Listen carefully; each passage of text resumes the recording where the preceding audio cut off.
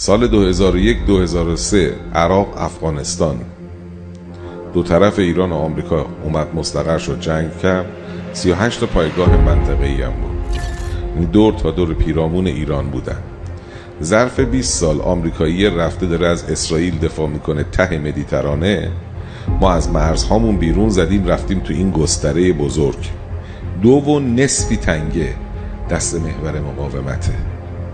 در شرایطی که آمریکاییه داره میجنگه بلکه کنترل پیدا کنه روی یکی دوتاش، 2.5 از 7 دست توه. خب 47 سال من گلادیاتور بودم، شاخ تو شاخ آمریکا بودم. من تو خاورمیانه جلوشو گرفتم، عقب بردمش، او آمده حالا دوباره. همین 3 تا 5 سال تا 7 سال آینده سودش یکی دیگه بخوره. اصل ماجرا اینه که دنیا داره عوض میشه، قدرت داره جابجا میشه. تو هم یکی از گنده های اصلی شدی تو این 40 چند سال. قدرت شدی، دنیا بهت احتیاج داره. این شانگهای به تو احتیاج داره تو غرب آسیا. میدونه کار دست توه، نظم دست توه. اصلا آینده دنیا پهپاده، اصلا هواپیما نیست، جنگنده نیست. جنگنده خیلی گرونتره، خلبان میخواد، هزار تا داستان داره. پهپاده که تو هم یکی از گنده های پهپادی دنیایی.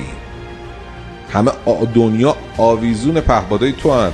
همین هفته پیش ناتو یه دونه پهپاد 136 تولید روسیه سالم گرفت. با چه خوشحالی این پهپاده، حالا مثلا ما قدیم ندیمای ماست، نمیدونم مثلا کلاس بسیار پایینیه، با چه خوشحالی گفتن میخوایم بریم اینو مهندسی معکوس کنیم. آمریکا هم ساخته یه دونه لنگه اینو برداشته، عکس مکس هم بیرون داده. اولین پهپاد 136 شاهد 136 آمریکایی. قد و قوارت رو باید ببینی، قد و قوارت رو تو این آب و برق نیست که مهمه، به لحاظ اجتماعی مهمه، به لحاظ پشتوانه مردمی مهمه، اما خودتو محدود به این نداشته‌های اینجاها نکن. قد و قواره واقعی تو ببین، اونجایی که آقا میگه تو همه چیز تو این 30-40 سال پیشرفت کردیم، اینا رو باید ببینی. بنابراین انشالله تو 3-4 سال آینده جنگی رو اگر شروع کنن، پایان اون جنگ، نه اینکه سر 3-4 سال ریزش رو بکنی ها، شروعشه. در پایانش انشالله تعالی که میشه دور دوم همین جنگ، این دور اولش بود، یه دور دوم، انشالله ریشش رو خواهیم کند.